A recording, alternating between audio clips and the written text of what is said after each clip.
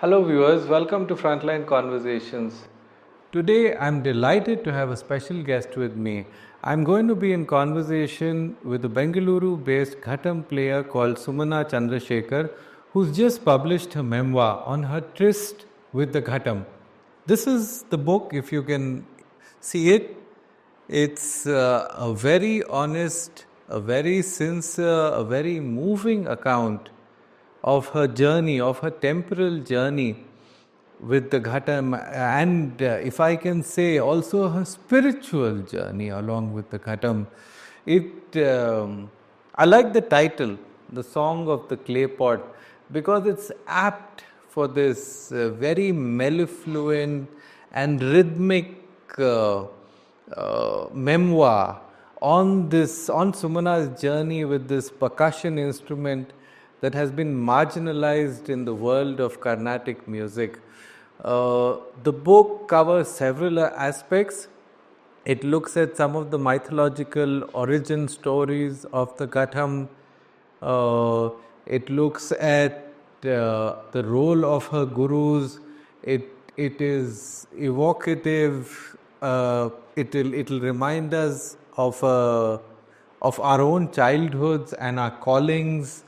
It also looks at the physical manufacturing of the Ghatam, and linked to this is Sumana's apprenticeship with a family of traditional Ghatam makers in Manamadurai, which is a town famous for making Ghatams in Tamil Nadu.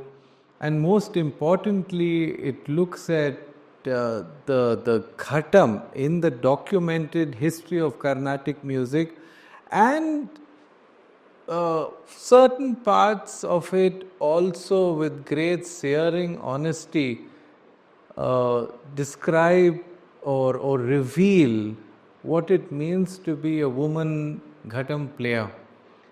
So it's a great book. I enjoyed reading it very much, Sumana. Thank you for writing this book. I feel when I read it, I felt that this is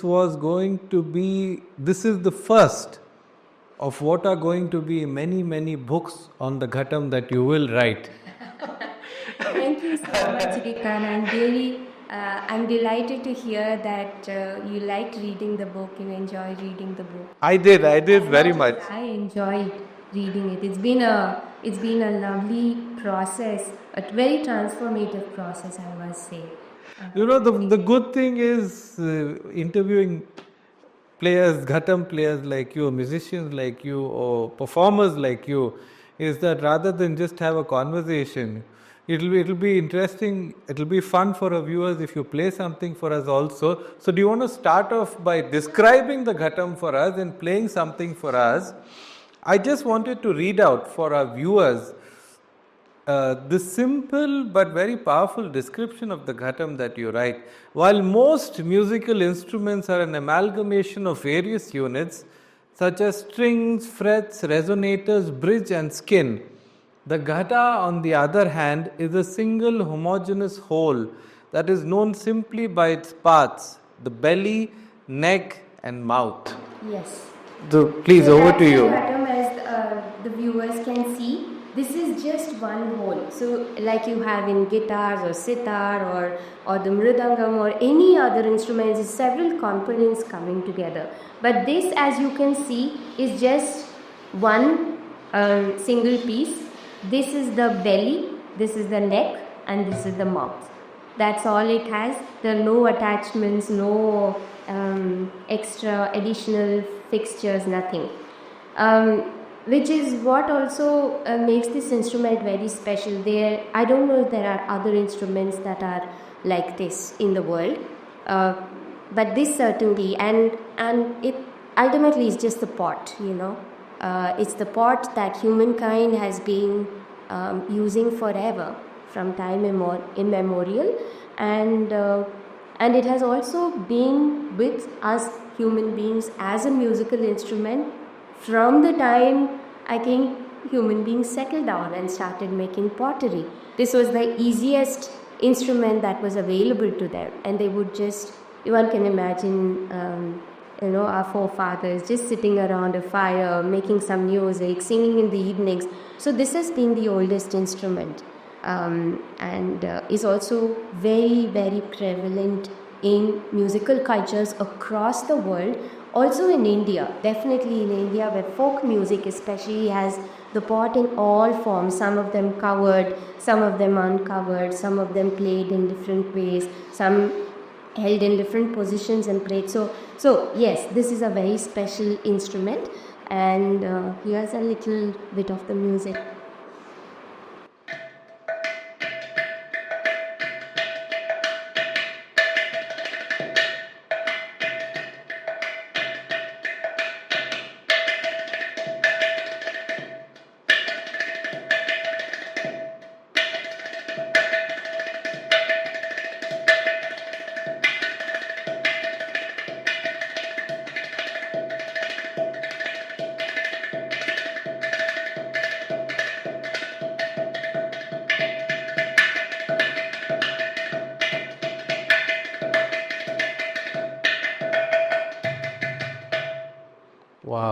Wow.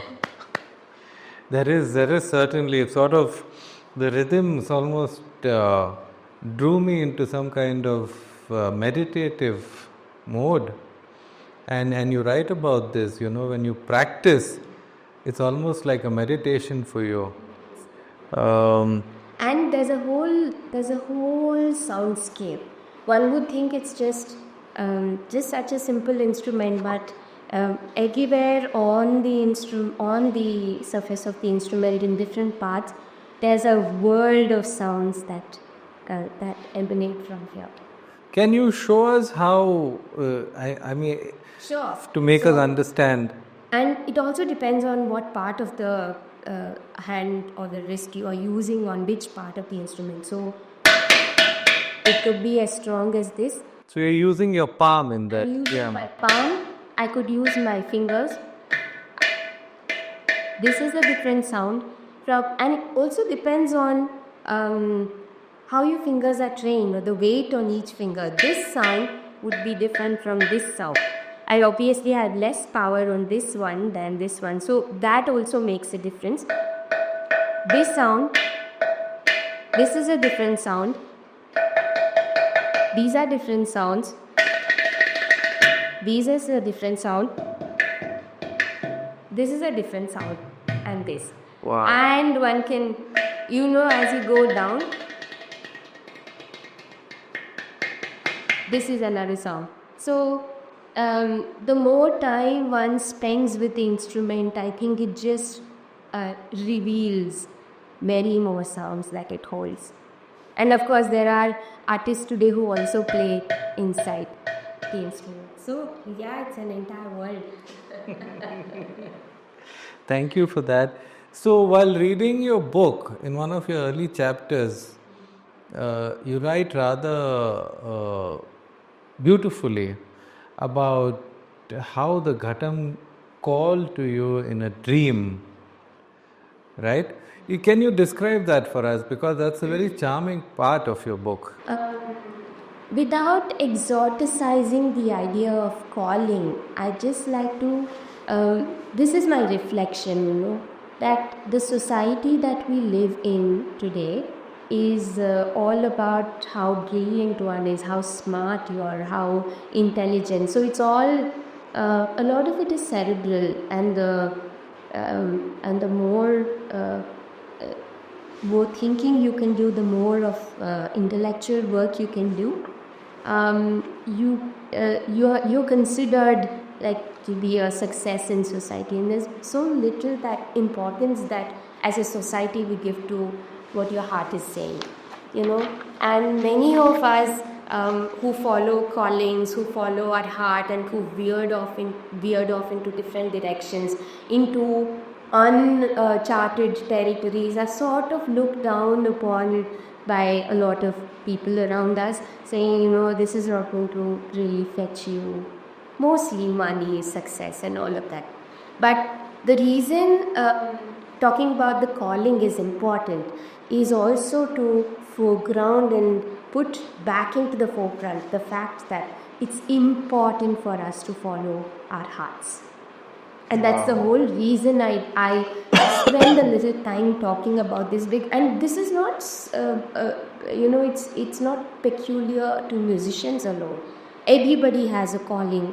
Maybe somebody like you has a calling to be a writer. Somebody wants to be a tennis player. Somebody wants to do farming. All these are callings. And what I'd like my readers to reflect on is also that maybe just look within and see if there's a calling. And often, because of the noises that we have around us, the voice of the heart tends to get suppressed. Well, how did you get the call? It came to you in a dream. It came to me in a dream, and which is special. Yes, it is special. Maybe a lot of people also do get it in their dreams. It almost sounds divine. Sort of, but I don't know. Now that it's happened, sometimes to mystify that also, I feel I must not do it, because many people may be getting dreams like that. But the point is, how do you respond to that dream? Dreams, of course, a lot of people get. I also get, dreams to hike up the Himalayas and whatever. There are many things. But how do you respond to the dream? Are you just pushing it away, saying, this is just another dream? Or are you actually taking that one moment's pause and saying, hey, let me look at something that's happening. Is my body asking for something?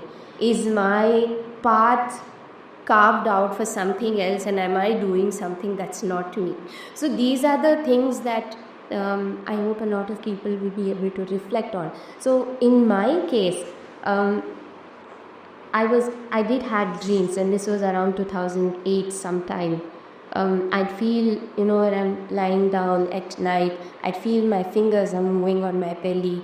I sensed petrichor. I would hear the sounds which are particularly this instrument only. It's not even an instrument, it's just the sounds of a matka. It's the sounds of a pot. And like everybody would do in the first few months, I said this must be hallucination. It can't be true and all that. But luckily, I had a few people around me who said, no, you must follow. There's something that's happening here. And that I think is special. If I didn't have those people around me, maybe like everybody else, I would say, this is not going to happen. And also, I was late in my 20s when I started learning the instrument. That is something, it's not a common thing in classical music, at least. People pick up instruments in the 4 and 5 and you become a prodigy and you have your, it's a trodden path. You know how the story unfolds.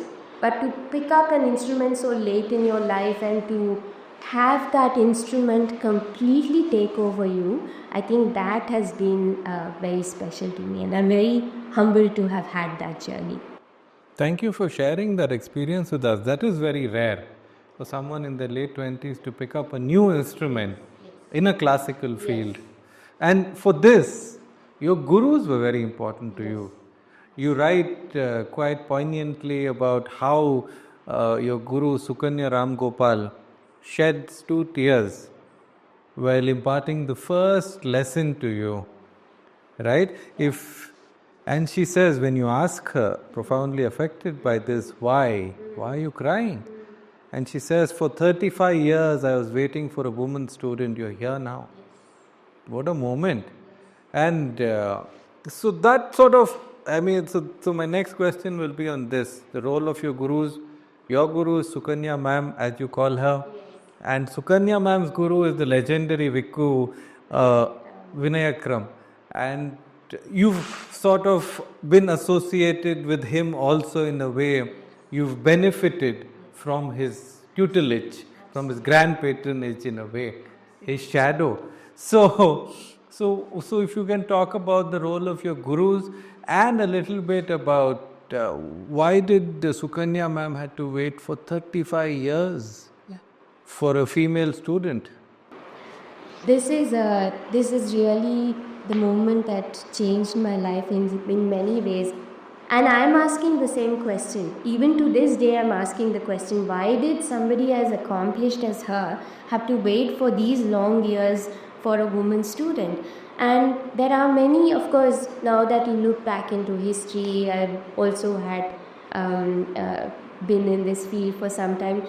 There are some pointers to this, and a few of which I have discussed in the book, of course. The fact that percussion is considered such a male space. Even when one is talking about a percussion guru, the first image that would come to your mind is that of a male teacher. Nobody would instantly go to a woman teacher and say, teach me percussion. So for 35 years, I'm wondering if people were, when they chose percussion, their first choice was to go to a male teacher, which is why she did not have students for so many years. Versus, had she been a teacher who taught singing or taught a melodic instrument, I don't think this would be the situation. She would have had a flood of students coming her, because she's really senior, and why would they not take benefit of that opportunity? So the fact that we also have categorized and created this kind of an image of percussion teaching, percussion learning, transmission, it's a very macho space, I must say. Maybe it is one of the big reasons is this, which is why she had to wait. But the moment is, of course, I remember it like it was yesterday, which is why I also say that in some ways we were both looking for each other. So that's why I say the thirsty look for the water, but the water is also looking for the thirsty. Such a beautiful way to describe this very fortuitous meeting. Do you remember the first lesson? Yes, of course I do. Can you show us? I was thinking, everything when you go to music class, it's your right hand that is dominant, and we keep talam with your right hand. Even if one is a left-hander, I've known teachers saying, no, shift to your right hand. So the right hand culturally is a very dominant practice. But here, I go ta on my left hand. This is the first lesson. Ta, di, tom, and li. So it's just that, two notes on this side and two notes on this side. But when you're continuously playing it, it's sort of a circular movement. Ta, di, tum, nan, ta, di, tum, nan. And you keep going.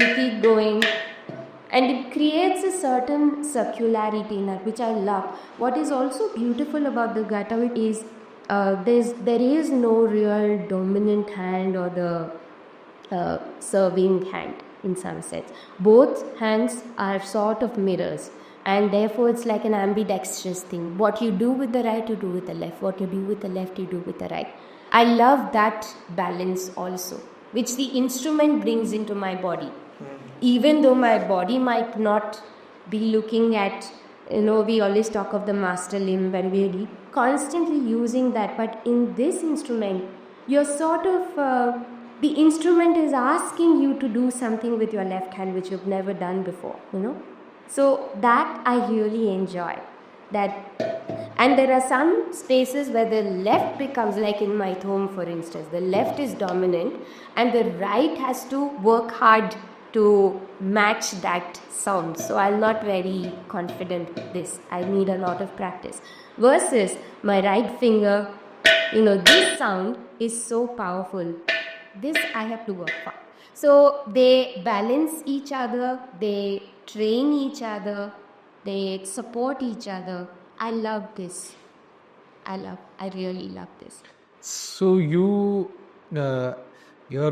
as a woman, you chose to embark on this journey to learn the Ghatam, which is unusual in its own way, but a double layer of sort of marginalization comes because the Ghatam itself, as you write, as you uncover through your research, has been marginalized in the history of Carnatic music. But as you also reveal, this is more of a modern development, right? Maybe a mid 20th century onwards.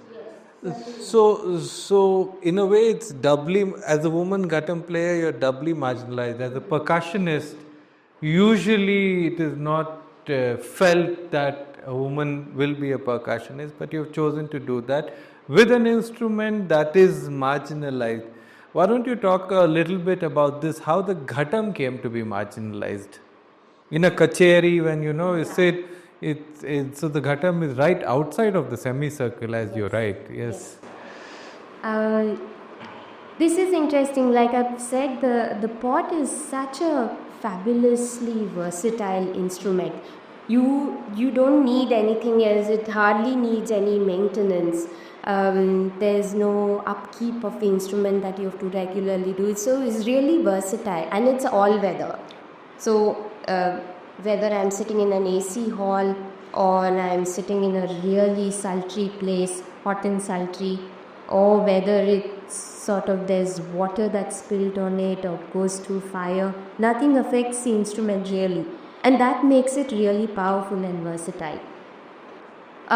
Which is why in folk music it has always been used. So around the middle of the 20th century, or the 19th century, around the middle of the 19th century, when the Ghatam is supposed to have come into Carnatic music, the Mridangam and the Kanjira were already present, And what is interesting is the dynamics between these instruments. Now the Mridangam is becoming more and more powerful in a kacheri, and it has also been now termed as the king of percussion instruments for various reasons which I've described at length in the book.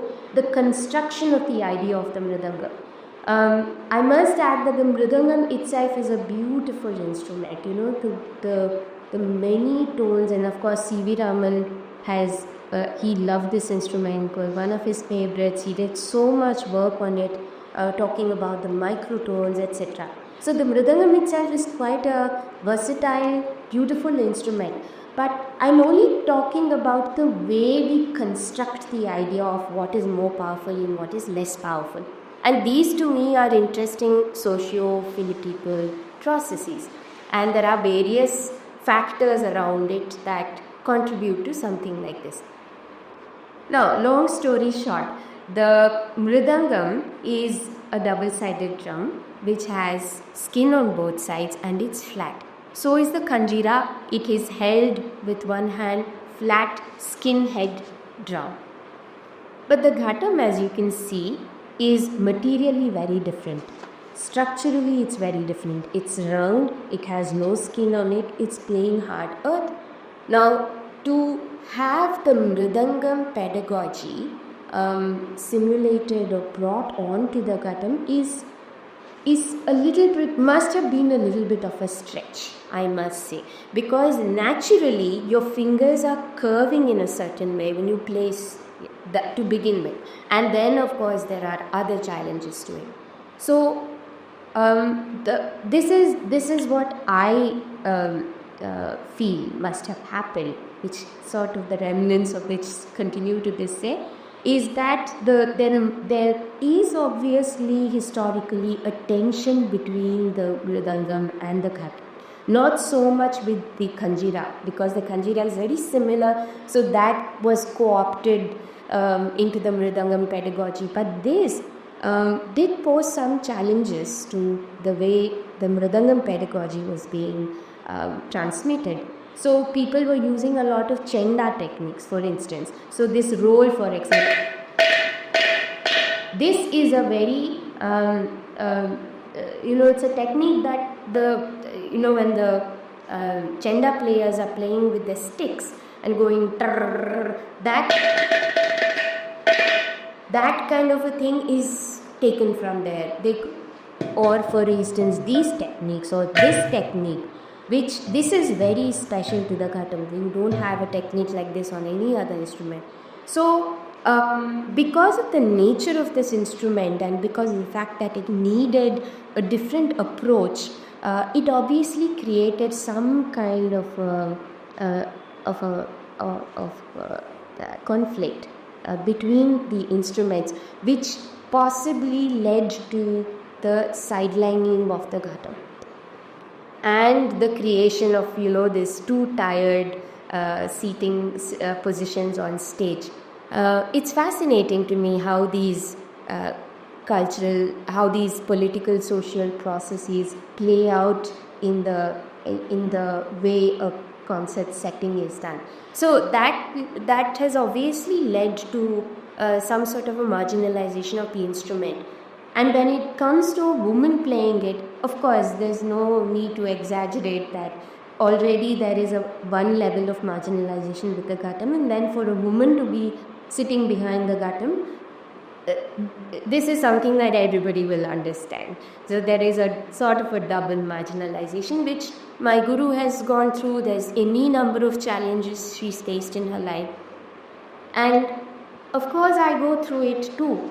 Not in the same way that she went through so many years ago, but the situation hasn't changed a lot, I must say. And hopefully, with a lot of other women percussionists coming up, maybe there's going to be a change in this scenario. Let's hope for it. Yeah, I'm surprised that it's been several decades since your guru, Sukanya ma'am, embarked on her career, and you say that things haven't changed vastly. But yes, let's be hopeful. Hopefully your Shishyas at some point will not be giving an interview about how the Ghatam is marginalized and how it feels to be a woman Ghatam player. Well, another interesting chapter or a couple of chapters in your book are about the manufacturing of Ghatams. You identify 3 towns historically in southern India where Ghatams were manufactured. And you write about what I would describe your apprenticeship in Manamadurai. And you write that your experience here, your 10-day stint here, where you worked with the clay, with your hands, and with Meenakshi, auntie, the grandmother, changed you as a person. Can you talk about this experience? Surely, Vikar. This is also something that's very close to my heart. Normally, as artists, we are obsessed. I have to say, we are obsessed with our art making, our music. It's all about us. And with social media, I think it's exaggerated even more. But it's at some point, I think, as artists, all of us must just look back and see who are the people that made it. This is the question that really led me to the makers. There was one point I woke up one morning saying, what is this king that is sitting on my lap? Where does this material come from? Who made it? What are the places where that source this material?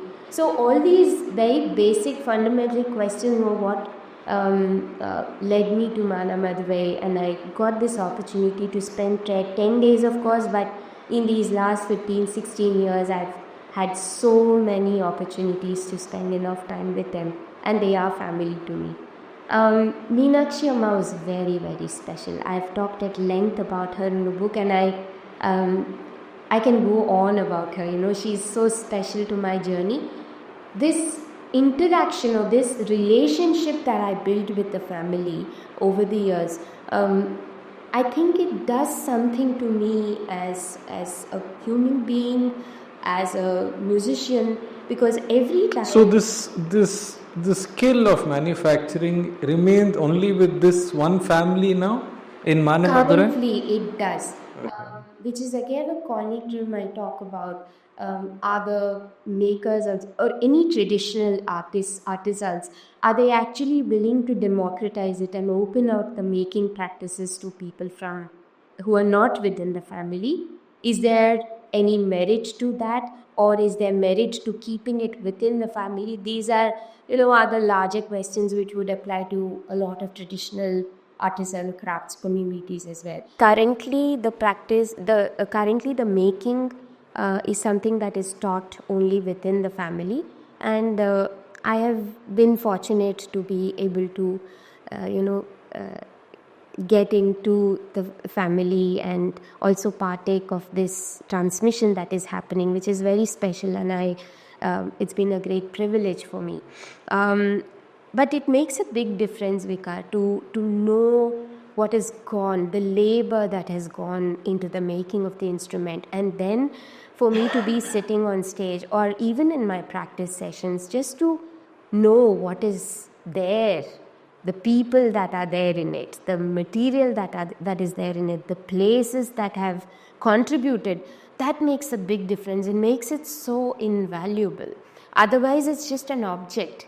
And there is no relationship between me and the instrument. But knowing this it makes the music very, very special. And that is why in the book I spend so much time talking about the people.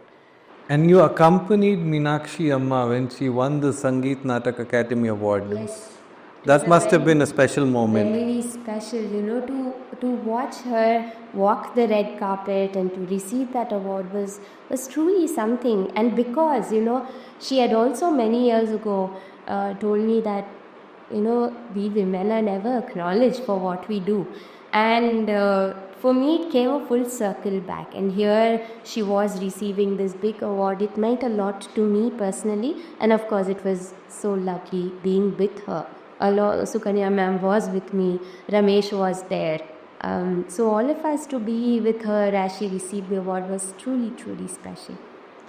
So I see that you're wearing a very elegant looking cream colored turban.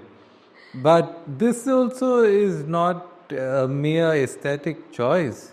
You arrived at this very thoughtfully, as you write in the book, after a rather gut-wrenching experience where you turned away from a concert. So can you tell us how you came up with this sartorial accompaniment? Sure.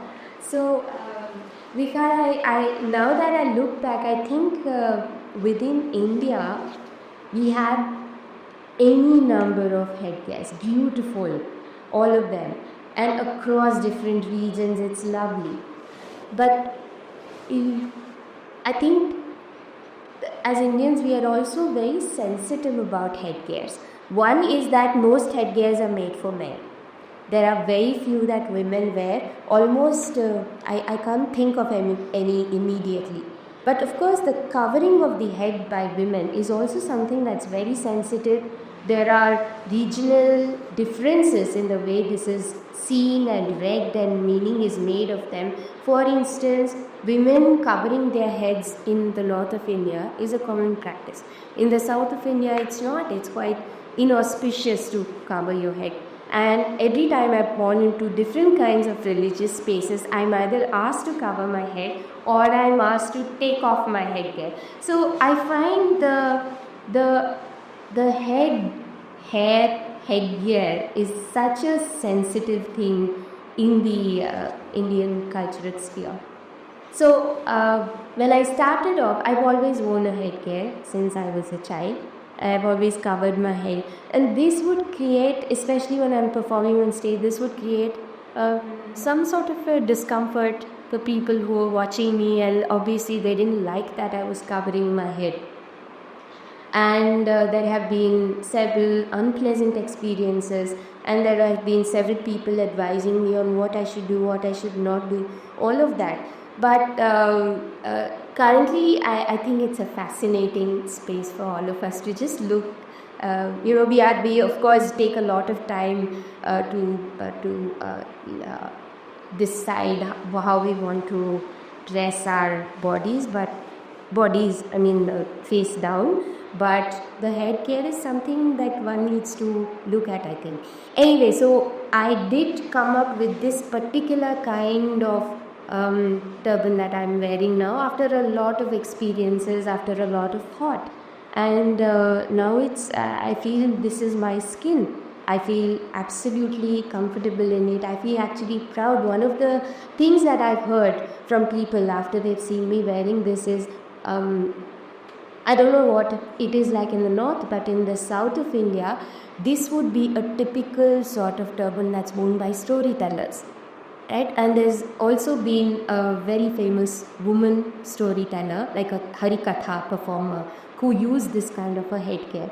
And people now ask me, are you a harikatha performer? And I say, no, I'm a katha performer. I'm a storyteller. And I love the fact that my turban gives me the persona of a storyteller, and why not? I love telling stories, whether it's my story, it's other people's stories. But if all it takes for me to become a storyteller is a turban, then I'm happy to do that. Well, it looks beautiful on you. So great choice. Thank you. We're moving towards the end of this interview, and I wanted to talk about the last moving chapter of your book, right? About when you contract COVID. That was really a worrying kind of moment for me. So you contract COVID, you describe the experience in the hospital, very moving experience, and then you recover, but you're physically weakened completely. And then you take 343 days to gather the fortitude to pick up the ghatam and play again. As you write, slowly, my body and my ghata were back in each other's embrace. Two broken pots in a delightful dance. Very eloquently put. And the COVID experience awakened the warrior spirit within you. So, do you want to talk about this? Yeah, surely. This is also one of my favorite things to talk about. That as musicians, often we invisibilize our bodies. Everything that the body is going through, it could be just the strain of traveling to a particular place. Does that reflect in your playing that evening, or do you mask that vulnerability of the body and try even harder to compensate for it? Of course, as artists, we are all trained to mask many of these things. A concert space is very sacred. What has gone before is not something that you talk about. Whether you had a sleepless night, you had a fall, you cut your finger, none of these matters to the audience, right? So you just go up, you perform, and you come out. What happens backstage is an untold story. But I think for me, it's important it was important when I was writing to foreground this very intimate, special relationship that the body has with the instruments that we play. What is the conversation that's happening? What are the negotiations that we're making, that the ghatam is making for me and I'm making for my ghatam?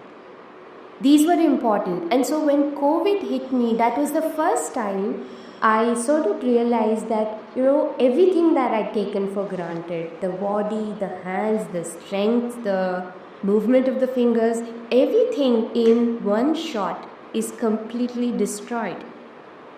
And how do you then rejuvenate yourself? How do you get back to that space? It's like coming down the snake and ladder board from 100 to 1 or 2 or something. So to rebuild the body is almost like taking baby steps again, and you have to walk the full path again. It's important to take that journey. There's no way you can't make that journey, right? You'll have to go back. Maybe something else will break us down, bring us back from 100 to 20. You still have to trek up.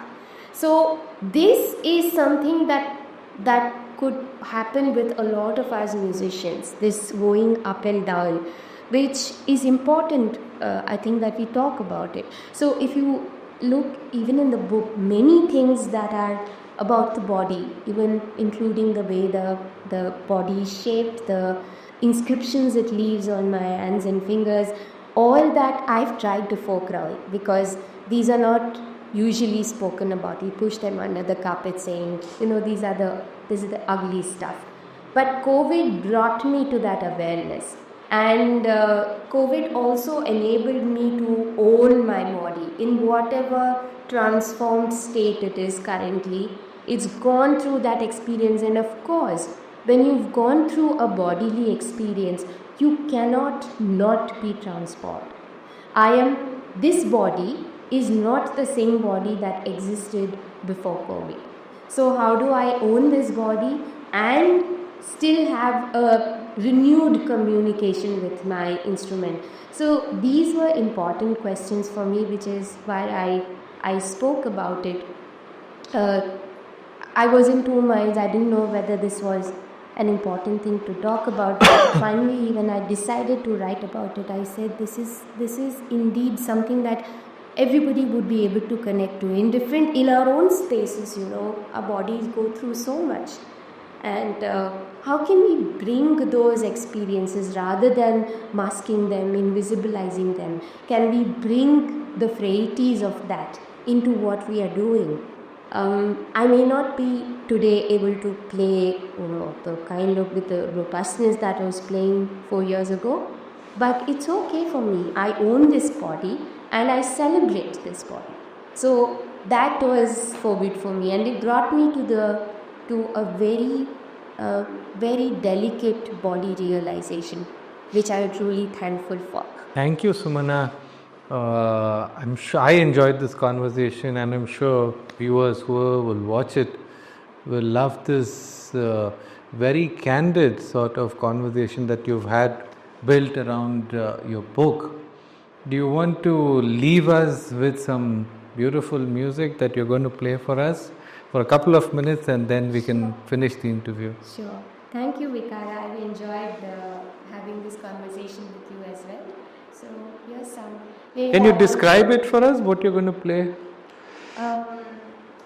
Because I talked about the feminine space of playing, let me try and see. Now, this is a search. I cannot say that I have I had sort of got that feminine sound of the Ghatam, but it's been my constant search, and I'll try. This is only an attempt, but let's see. Because I'm not going to do the robust stuff, but let's see.